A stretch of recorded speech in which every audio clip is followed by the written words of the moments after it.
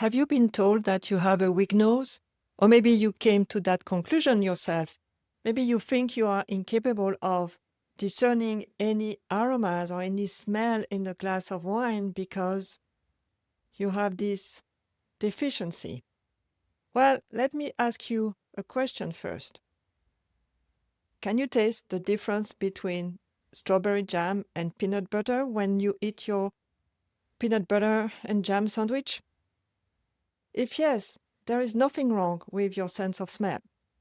Because when you taste your sandwich, when you taste strawberry jam and peanut butter, actually you smell them through what we call the retronasal pathway that goes back, from your mouth to your nose to be detected. So if you are able to discern these two different flavors in your mouth, your sense of smell is working fine.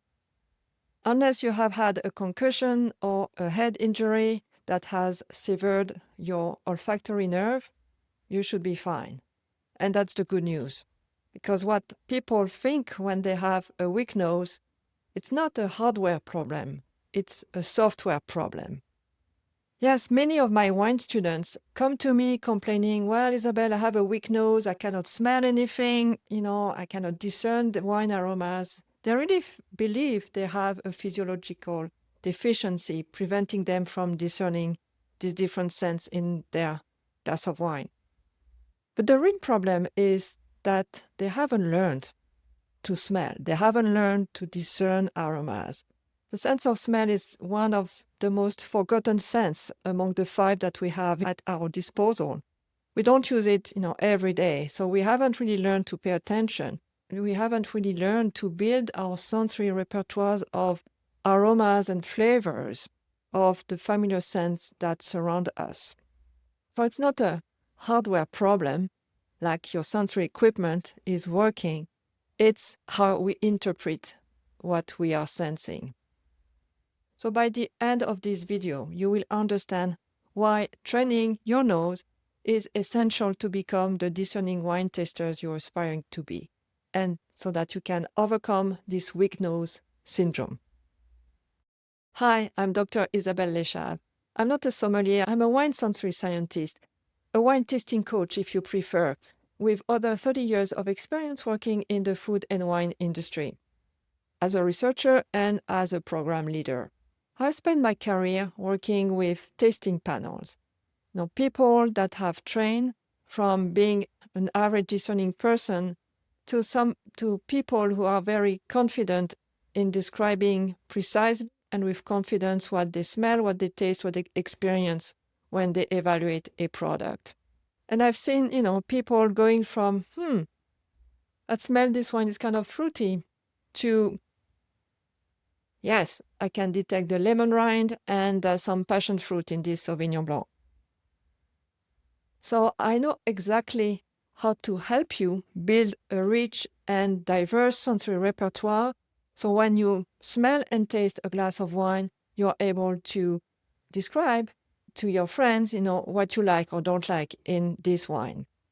And that's what I teach as well in my community, the Curious Palates. All right, let's do a quick math exercise. I'm not a, math geek, but, I told you it's not an equipment problem. It's not a hardware problem. It's not a hardware problem to have a weak nose because as humans, we have about 350 different types of odor receptors that are located on the top of our nose in this small area, and 300 different types of receptors that are sensitive to different types of aroma compounds that emit this scent that we can detect. So in theory, it means that we can detect trillions different odors, like a 1 with thousands of zeros, after. So you don't have a lack of equipment. Of course, we may have different sensitivities. Some of these olfactory receptors might be more active than others, and some might not be working very well. So, for example, I cannot smell a compound called beta-ionone. It is responsible for the violet aroma in red wines. At a very, a normal concentration in wine, I can't smell it. I need to go very high in concentration to start to detect, some kind of floral notes. But I'm very good at detecting TCA, which is the cork taint in wine. And I can detect it as at a level of a half a drop in an Olympic pool size. That's how sensitive I am. So we have, maybe different hardware models in our sensory equipment, in our olfactory equipment, but we can overall smell. So let's see what it means. I know you may think that, to become a wine expert, you have to become a super nose. The wine experts have this aura of being super taster or having a super nose. Like, those sniffing dogs that are able to detect drugs in your luggage at the airport, or being able to sense, if you are going to faint or being unwell, which is amazing. But hang on here, just to reassure you. Research has shown that wine experts are not better than novices, people who are starting their wine journey, to detect faint smells that are, just at what we call the detection threshold. They are not better than you if you are a wine novice. But what they are better at is naming what they sense in a glass of wine above that threshold. Because they have worked on their sensory repertoire. They have developed the software, and that's the main difference. They learned how to name each sensation that they're perceiving. And learning wine aromas is like learning a foreign language. My friend Dimitra teaches Greek. If she and I are looking at this text, which I assume is Greek, I can't decipher any words. I can recognize maybe some characters like gamma and beta because I took some statistical classes, but doesn't create any meaning for me. I don't know what it is all about. Whereas, she can look at it and tell me the story. We see, we have the chance to have a good sense of sight. We have the same sensory equipment, but I see the same thing as her, but I can't interpret it. That's the same thing with your ability to decode what you sense in a glass of wine when you smell it. You have the aromas in your wine, you smell it, it goes into your nose, it creates a signal at the olfactory receptor level, and then the signals goes to your brain to be interpreted. However, if your brain doesn't have the right software, you just say, well, there's something here, but I don't know what it is. But you can learn to improve that interpretation. And it's thanks to what we call neuroplasticity. You can learn to associate the scent, what you smell in the glass of wine, and how to name what you sense, to create this connection between the scent and the name association. Because when you smell, the glass of wine again, it creates a signal that is transmitted by those neurons to a higher center of the brain. And the more you reinforce this pathway, this electrical pathway, those messages that are going from the top of your nose to your higher centers in the brain, the more you learn. And the good news is that your brain is a wonderful organ.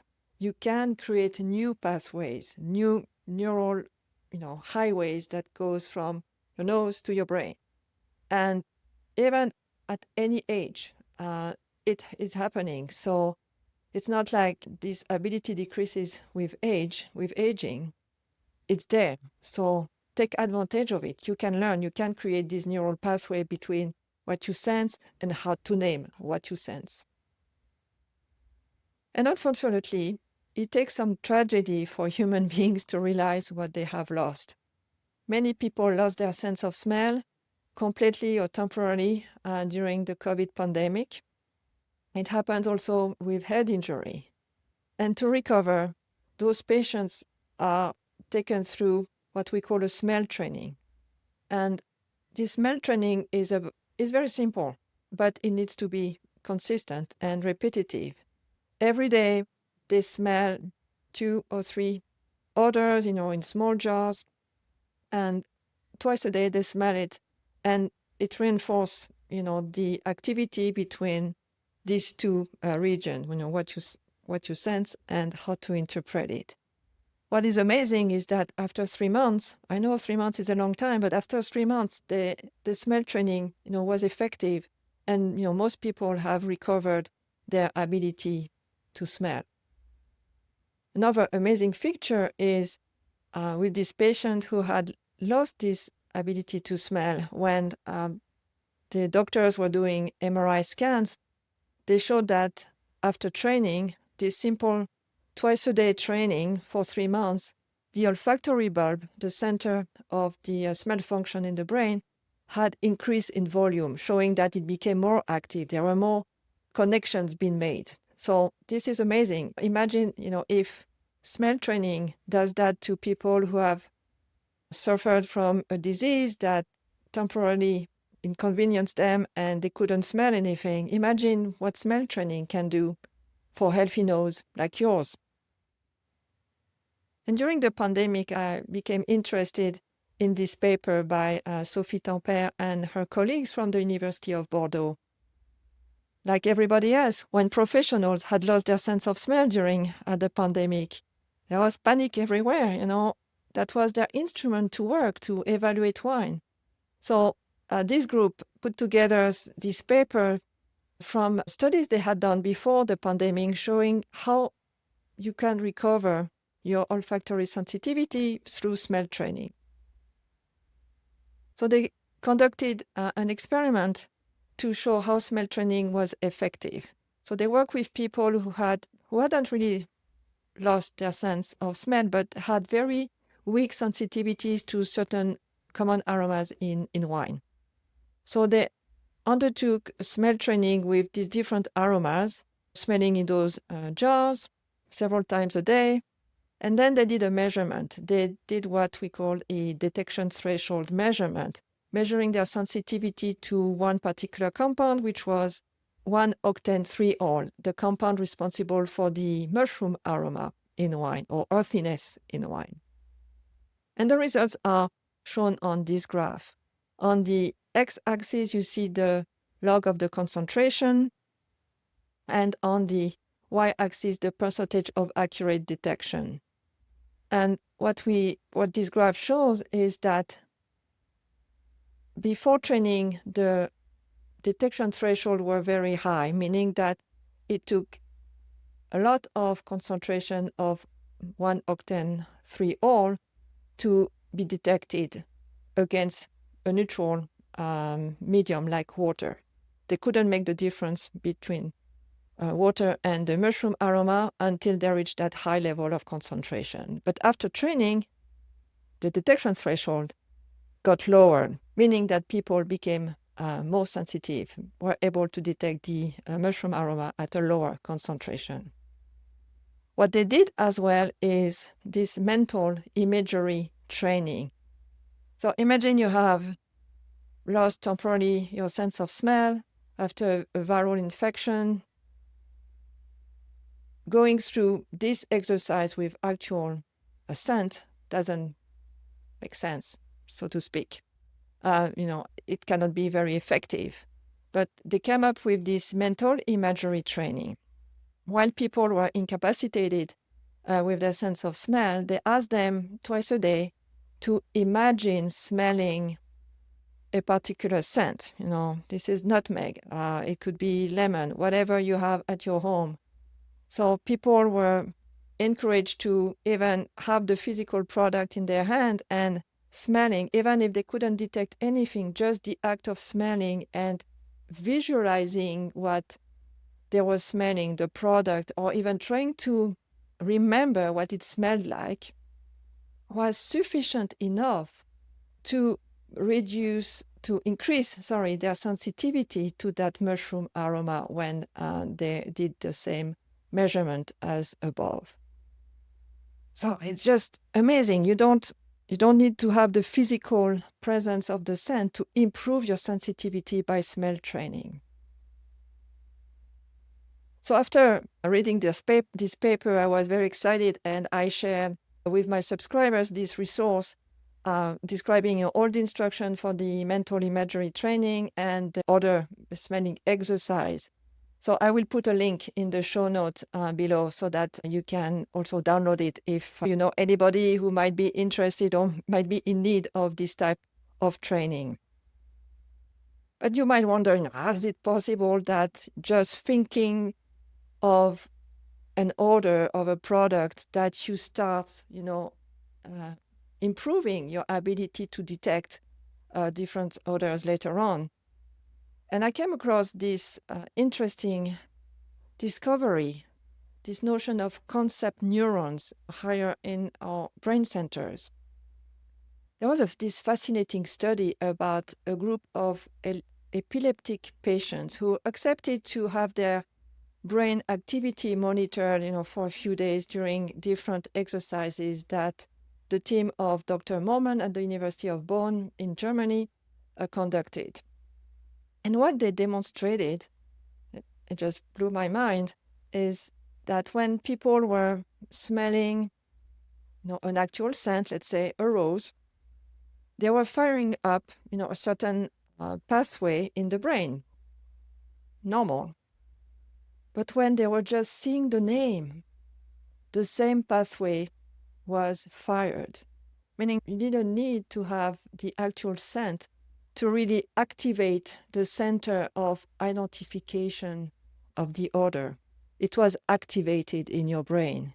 So that's why this mental imagery training can work, because if you have smelled rose before, you have those pathways that exist. You just need to reactivate them. You need to strengthen that physical pathway between the scent and its name. Just amazing, isn't it? So you can learn too. And, you have the equipment to learn and being better at discerning wine aromas. And it can be, as simple as smelling flowers outside. I know there is a saying, go and smell the roses. But two years ago, I was a bit frustrated with my ability to describe white flowers in wine. I never perceived any white flowers in wine. So I'm lucky I live in the southeast of the US. And at the time in the spring, we had gardenia, jasmine, and magnolia flowers blooming at the same time, all these white flowers. These are not the pictures, but just illustrate that my habit is to smell flowers every time I have the opportunity. So during that period of time, about 6 weeks, every day I was walking outside, and every time I was stopping by my neighbors who had like a jasmine vine on their fence, or walking, underneath a magnolia tree, I would just stop and smell and try to really describe, what this scent had as particularities. And by the end of the spring, after the end of these 6 weeks, because after that there were no blooms anymore, I was able to really have characterized in my brain, in my sensory repertoire up there, the difference between jasmine, gardenia, and magnolia. To me, the jasmine had this common floral note plus something a bit more phenolic, like reminding me of some ink. The gardenia had a peach note that the others didn't have, and the magnolia has a citrusy note that the other two didn't have. So that's how I, created that visualization and that memorization to being able to recognize these flowers. And the next spring, I practiced again, and I look forward to practice very soon. So you too can, by being more intentional in your smell training, can improve your ability to discern these different aromas. So you may, if you're a wine student, you may have attended different wine classes or going through wine certifications. And you may wonder, well, why don't we learn that at the wine school? Well, it's simple.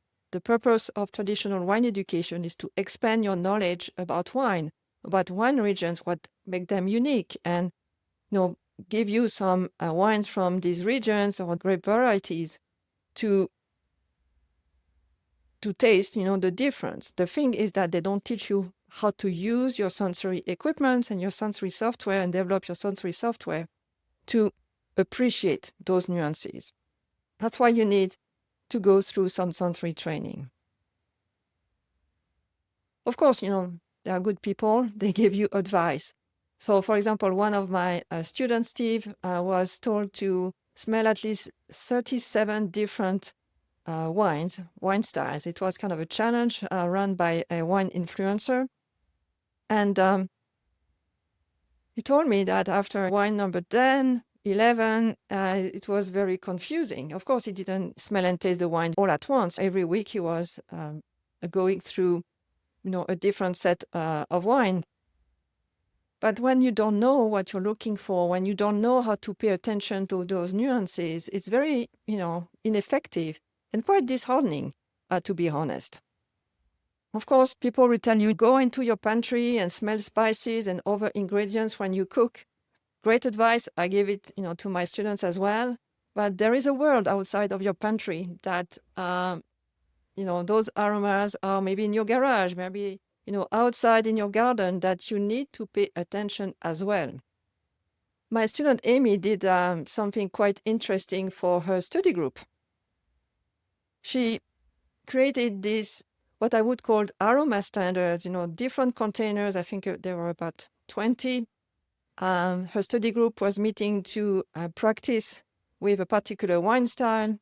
And she had gathered different products, fresh produce, dried product, extract, etc., put in different containers. And during about an hour before practicing with the wine, they refreshed their memories about the different scents of these products. However, after a few ones, your nose becomes confused. It's oversaturated. So again, practicing without a framework leads to confusion. So you cannot just learn a language just by picking some scents here and there. You must study, you must have a structure to make this training effective. And that's what I called active focus. And active focus is really about being more mindful when you smell. And I, pay more attention to the sense of smell because, as I said in introduction, 80% of what you taste is actually smell. So this practice of mindful smelling is really a habit that requires focus, memorization, and repetition. And basically take 5 minutes in your day. Pick something in your kitchen. So I have here, a jar of spice, or your jam in the morning, or something on your desk. I have my hand lotion here that is fragrant. So first of all, take a product, what we call a stimulus, to stimulate your sense of smell. So in my jar, I have the jar of spice here. So the first thing is to pause, to get grounded. Take a deep breath. You really want to be focused. Then you smell. Now you look at the name of the spice. This is nutmeg. You can smell again. And try to visualize what you've seen, the container, where you are, and associate it with the sense. And the more you do that, the more you encode this experience in your memory. And when I said encoding, I mean memorize. You need to memorize this experience in order to retrieve it when you smell nutmeg in your glass of wine. So you see that you need a bit more structure, you need more direction to make this smell training very effective. So again, use different props in your environment. You don't need to train only on wine, and the problem with wine is that you don't know what it is. Besides that, it's white or red. You need to have those products, those stimuli available, and be more intentional in your training. Of course, there are more advanced training techniques for those people who really want to become, faster at aroma name recalling, and we can talk about that at another time. But this mindful smelling is just like the basics that you can adopt right away. because mindful smelling is the easiest way to build these neural connections between what you sense and the name of that scent. And it doesn't require expensive equipment, as I just described. Just your nose, a stimulus, and your curiosity. And when you join my community, the Curious Palates, I take you through an onboarding, and with 7 days of mindful practice, so that you get into the habit every day to pay attention to your surrounding and start, memorizing those familiar scents that you have around you, so that you can retrieve them when you smell them in a glass of wine. And I will demonstrate, the particular framework that I teach in my next video, because this video is getting already too long. So in a nutshell, you don't have a weak nose. You have an untrained nose. What I showed you today is that your brain is capable of learning this new sensory language, especially for aromas. You are capable of learning this wine aroma language. And I showed you and discussed some scientific evidence showing that consistent practice, consistent smell practice, build this brain neurocircuitry, reinforce this brain neurocircuitry to facilitate the retrieval of what you learn when you are actively describing what you sense in a glass of wine. So I shared also today, the mindful practice, but you don't have to do this alone. If you want to learn a structured way to start this training journey, I invite you to join my community, the Curious Palates, and you have the QR code here and the link in the show note. It's really an open space for wine lovers like you who really want to improve their tasting skills through proven sensory practices, what you don't learn in wine school. Of course, if you have any questions, feel free to drop it in the comment section below. And I'm here for you. If you love this video, don't forget to like it and subscribe. And I will see you soon.